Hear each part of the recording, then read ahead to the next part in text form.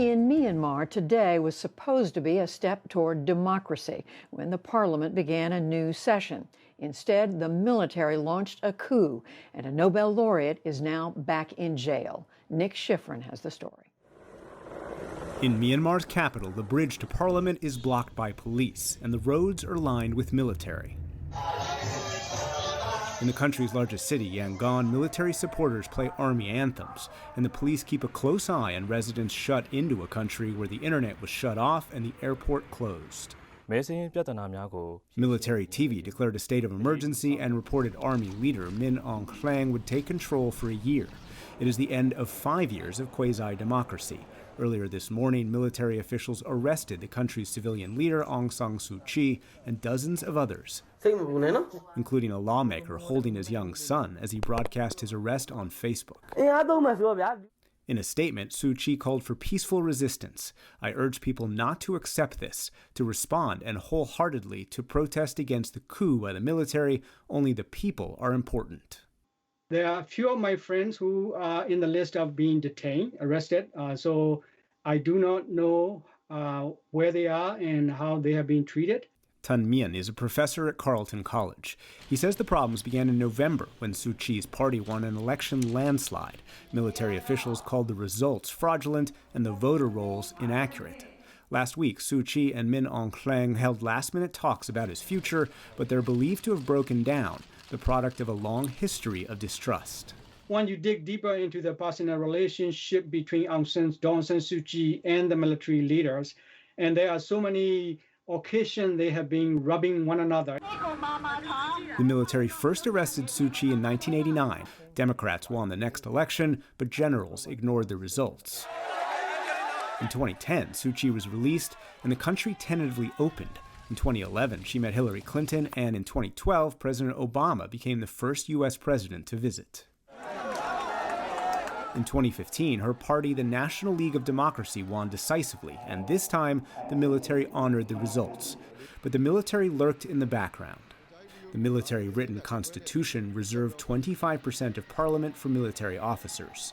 And Suu Kyi remained silent, as the military committed what the UN called genocide against the minority Rohingya Muslims. Surely, under the circumstances, genocidal intent cannot be the only hypothesis.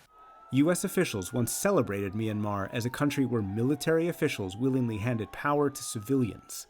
But today, the White House released a statement calling the coup a direct assault on the country's transition to democracy and the rule of law. For more on this, we turn to Derek Mitchell, the former U.S. ambassador to Myanmar during the Obama administration, the first to serve there since the U.S. downgraded ties with what was called Burma in 1990. He's now the president of the National Democratic Institute for International Affairs. Derek Mitchell, welcome back to the NewsHour. Why do you think the military launched this coup on this day? Well, the ostensible reason, the one they're saying, is that they detected electoral fraud that was not being adjudicated properly. And so their strange logic is that they should then take over in order to restore and protect democracy. But, there's a lot of people asking the question, why do they decide now? I think they thought they were going to do much better, their political party, in the latest election in November. And they didn't do very well at all, as usual. They never do as well as they expect. The commander-in-chief was expected, he had to retire in July at age 65, and he has political ambitions. So I think he was questioning what his political future was. And there's also questions among experts I've talked to today about whether the commander-in-chief was worried personally about his own finances after he stepped down this summer. Do you believe that he has considered that when deciding what to do today? We can't rule that out. There's no question his family has lucrative interests in Myanmar, and that he himself has just had his own personal ambitions that were not being requited, not being respected in his view. The U.S. already has sanctions on military leaders. Should the U.S. impose additional sanctions? And do you believe that could change the military's behavior? We don't have a whole lot of leverage. We need to get our allies engaged. We need partners to also engage, not just in the hammer, though that may be very important, in additional sanctions, but also see if there's some trusted interlocutors that can get to the commander-in-chief and explain to him why what is going on is not in the interest of Myanmar, and certainly not the Myanmar military. As we just marked, Aung San Suu Kyi in the last few years has defended the military and been widely denounced for doing so. She says that she was trying to balance democracy with military leaders over the last few years. Do you believe she should have been criticizing the military more? She was always in a very difficult spot. I think she was somewhat misunderstood in recent years, not entirely. And she didn't speak out as she should have about the Rohingya question and the violence, the genocide, as it were, I suppose, is being adjudicated now, whether it's genocide. But the massive violence, she did not speak on principle about what went on. But she also recognized that she was boxed in by the military, who had control over all the levers of military power, of police power. Criticizing the military more, that wouldn't have done it. The fact is, she and the military behind the scenes, particularly the commander-in-chief, have had a very bad relationship from the very start. There was very little trust. It was exacerbated in recent months, but criticizing them more would not have made any kind of difference. In fact, it may have precipitated action even sooner. Let's expand this out regionally.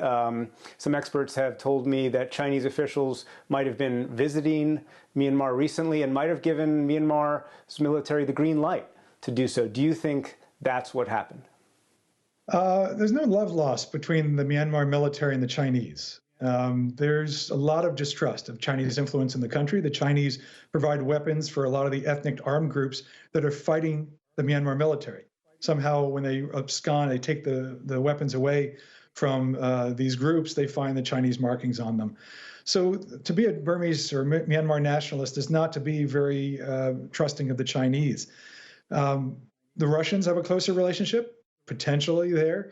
Commander-in-Chief is very close to the former commander-in-chief in Thailand, who took over civilian leadership recently after a coup. I worry much more about that kind of conversation. But the Chinese, no doubt, feel they may have an opening. They may feel that there is a vacuum now, an opportunity to get even more influence in the country. And one has to wonder what is going through the minds of the Myanmar military if they do not trust the Chinese. And they want to have balance, as they always do in their relations with great powers, why they would do this and box the West into a corner. We'll just see how they play this out. Ambassador Derek Mitchell, thank you very much. Thank you, Nick.